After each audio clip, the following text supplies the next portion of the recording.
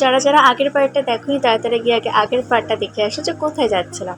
ঠিক আছে, তো সেদিনের দুপুরের লাঞ্চের পর আমরা যাচ্ছিলাম হচ্ছে লঞ্চে করে একটু বঙ্গোপসাগর যেটা আর কি সেটাকে একটু দেখতে। তো আমাদের জন্য এখানে একটা লঞ্চ ভাড়া হয়েছিল, সেখানে আমরা সবাই মিলে উঠে বসছিলাম। বসে এই ভেতরটা না বিশাল দুলচুল, মনে হচ্ছিল এক্ষুনি পড়ে যাবে।